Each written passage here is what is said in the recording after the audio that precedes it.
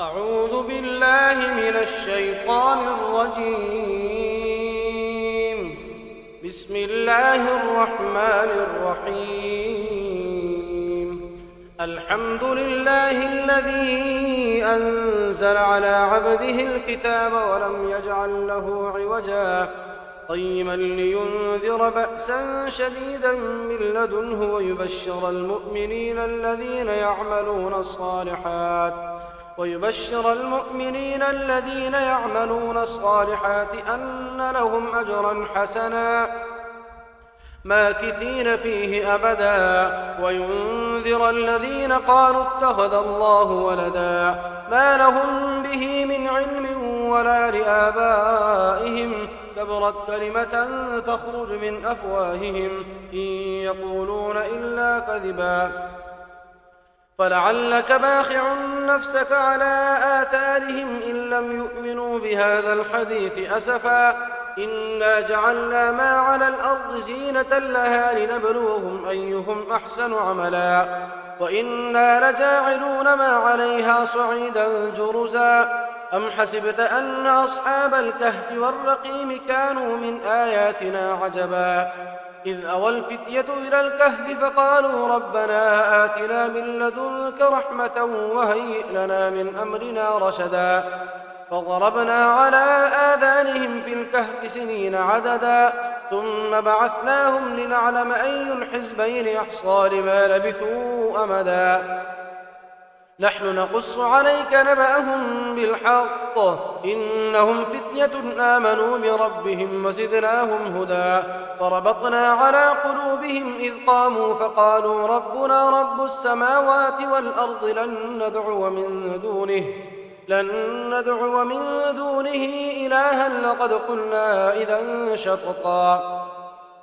هؤلاء قوم اتخذوا من دونه آلهة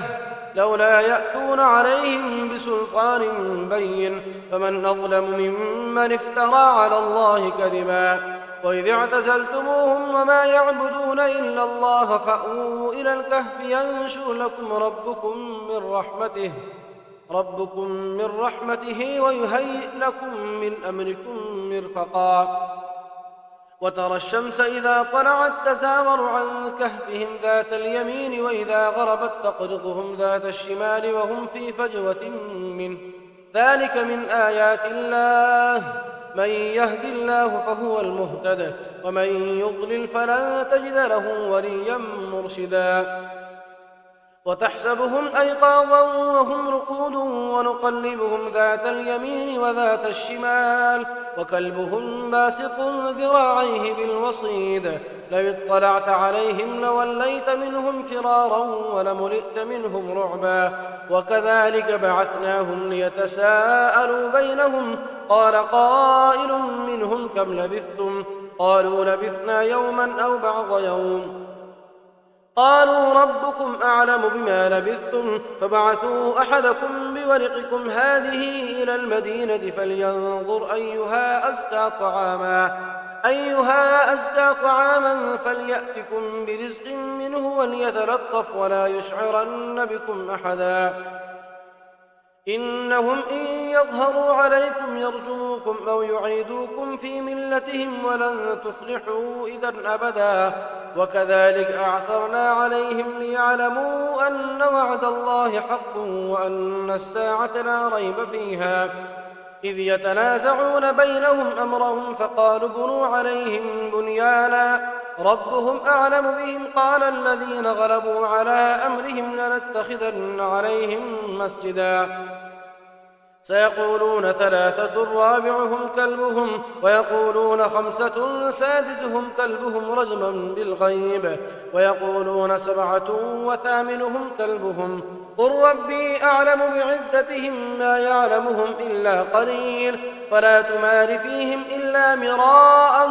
ظاهرا ولا تستفت فيهم منهم أحدا ولا تقولن لشيء إني فاعل ذلك غدا إلا أن يشاء الله واذكر ربك إذا نسيت وقل عسى أن يهديني ربي لأقرب من هذا رشدا ولبثوا في كهفهم 300 سنين وازدادوا 9. قل الله أعلم بما لبثوا له غيب السماوات والأرض أبصر به وأسمع ما لهم من دونه من ولي ولا يشرك في حكمه أحدا. واتل ما أوحي إليك من كتاب ربك لا مبدل لكلماته ولن تجد من دونه ملتحدا. واصبر نفسك مع الذين يدعون ربهم بالغداة والعشي يريدون وجهه ولا تعد عيناك عنهم تريد زينة الحياة الدنيا ولا تطع من أغفلنا قلبه عن ذكرنا واتبع هواه وكان أمره فرطا. وقل الحق من ربكم فمن شاء فليؤمن ومن شاء فليكفر إنا أعتدنا للظالمين نارا أحاط بهم سرادقها وإن يستغيثوا يغاثوا بماء كالمهل يشوي الوجوه بئس الشراب وساءت مرتفقا. إن الذين آمنوا وعملوا الصالحات إنا لا نضيع أجر من أحسن عملا أولئك لهم جنات عدن تجري من تحتهم الأنهار يحلون فيها من أساور من ذهب ويلبسون ثيابا خضرا من سندس واستبرق متكئين فيها على الأرائك نعم الثواب وحسنت مرتفقا. واضرب لهم مثلا الرجلين جعلنا لأحدهما جنتين من أعناب وحففناهما بنخل وجعلنا بينهما زرعا كلتا الجنتين آتت أكلها ولم تظلم منه شيئا وفجرنا خلالهما نهرا وكان له ثمر فقال لصاحبه وهو يحاوره أنا أكثر منك مالا وأعز نفرا.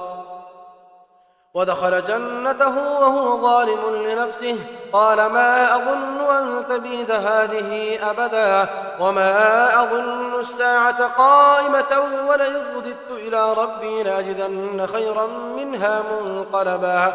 قال له صاحبه وهو يحاوره وكفرت بالذي خلقك من تراب ثم من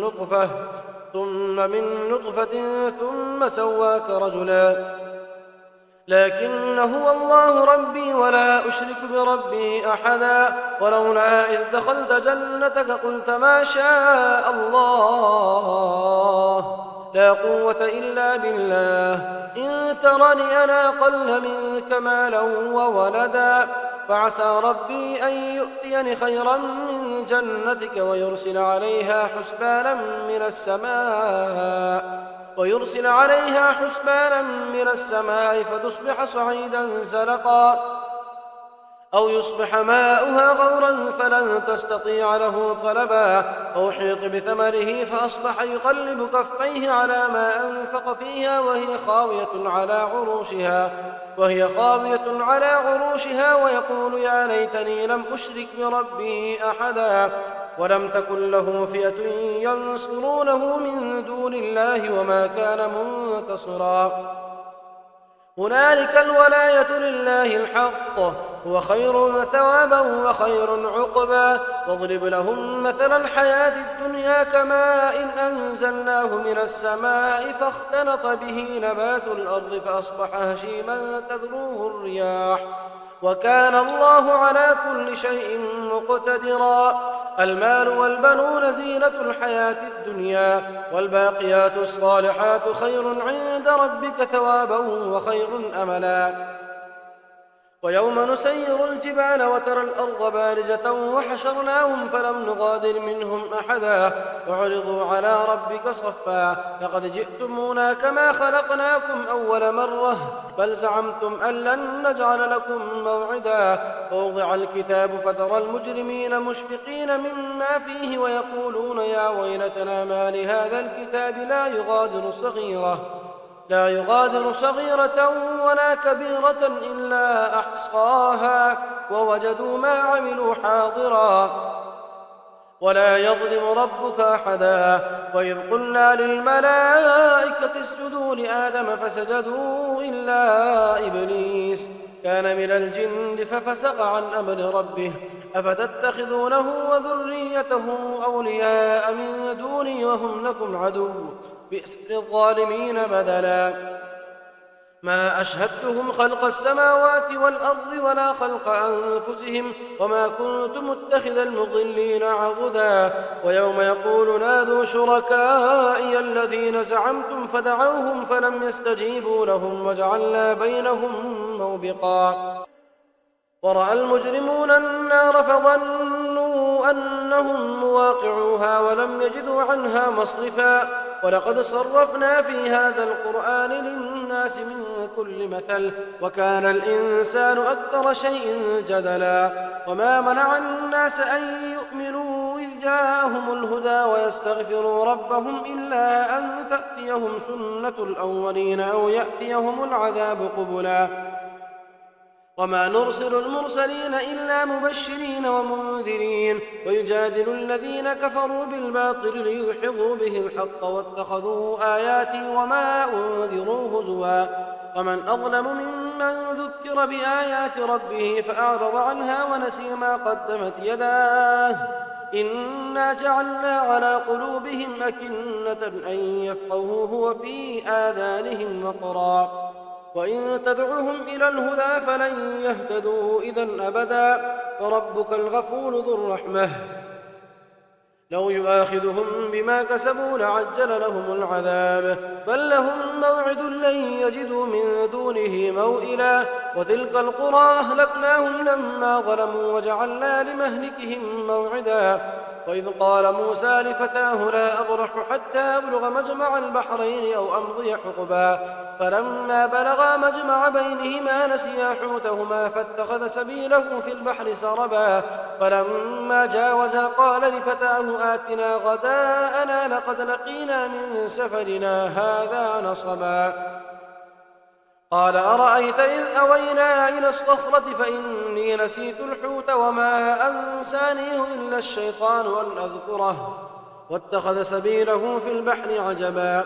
قال ذلك ما كنا نبغي فارتدا على آثارهما قصصا فوجدا عبدا من عبادنا آتيناه رحمة من عندنا وعلمناه من لدنا علما. قال له موسى هل أتبعك على أن تعلمني مما علمت رشدا قال إنك لن تستطيع معي صبرا وكيف تصبر على ما لم تحط به خبرا. قال ستجدني إن شاء الله صابرا ولا أعصي لك أمرا. قال فإن اتبعتني فلا تسألني عن شيء حتى أحدث لك منه ذكرا. فانطلقا حتى إذا ركبا في السفينة خرقها قال خرقتها لتغرق أهلها لقد جئت شيئا إمرا. قال ألم أقل إنك لن تستطيع معي صبرا قال لا تؤاخذني بما نسيت ولا ترهقني من أمري عسرا. فانطلقا حتى إذا لقيا غلاما فقتله قال قتلت نفسا زكية بغير نفس لقد جئت شيئا نكرا.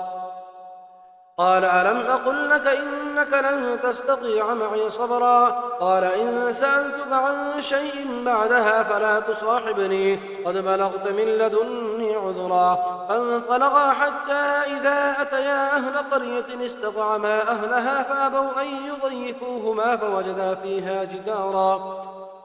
فيها جدارا يريد أن ينقض فأقامه.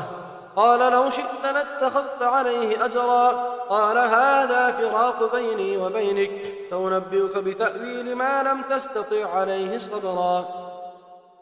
أما السفينة فكانت لمساكين يعملون في البحر فأردت أن أعيبها وكان وراءهم ملك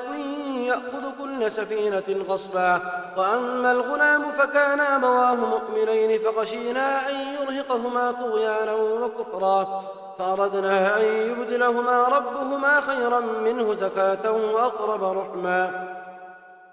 وأما الجدار فكان لغلامين يتيمين في المدينة وكان تحته كنز لهما وكان أبوهما صالحا فأراد ربك أن يبلغا أشدهما ويستخرجا كنزهما رحمة من ربك وما فعلته عن أمري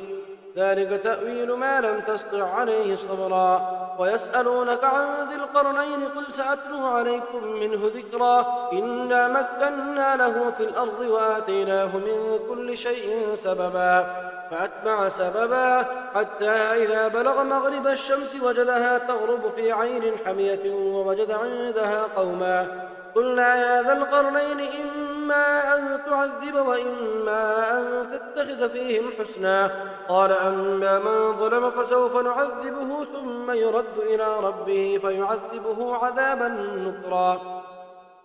وأما من آمن وعمل صالحا فله جزاء الحسنى وسنقول له من أمرنا يسرا ثم أتبع سببا حتى إذا بلغ مطلع الشمس وجدها تطلع على قوم لم نجعل لهم من دونها سترا كذلك وقد أحطنا بما لديه خبرا ثم أتبع سببا حتى إذا بلغ بين السدين وجد من دونهما قوما لا يكادون يفقهون قولا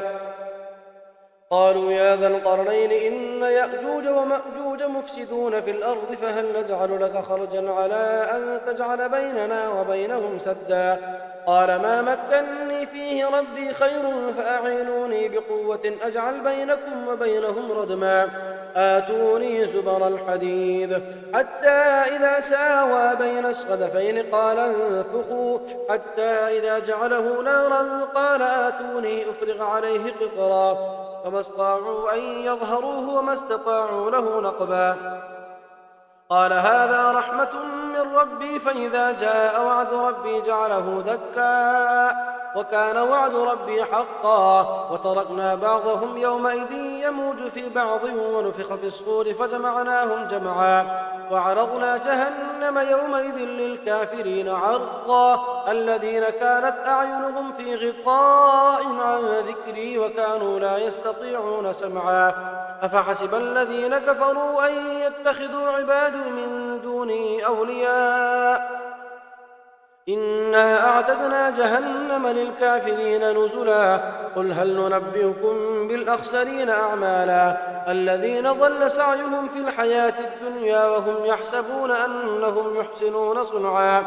أولئك الذين كفروا بآيات ربهم ولقائه فحبطت أعمالهم فلا نقيم لهم يوم القيامة وزنا ذلك جزاؤهم جهنم بما كفروا واتخذوا آياتي ورسلي هزوا إن الذين آمنوا وعملوا الصالحات كانت لهم جنات الفردوس نزلا خالدين فيها لا يبغون عنها حولا قل لو كان البحر مدادا لكلمات ربي لنفذ البحر قبل أن تنفذ كلمات ربي ولو جئنا بمثله مددا قل إنما أنا بشر مثلكم يوحى إلي أنما إلهكم إله واحد فمن كان يرجو لقاء ربه فليعمل عملا صالحا ولا يشرك بعبادة ربه أحدا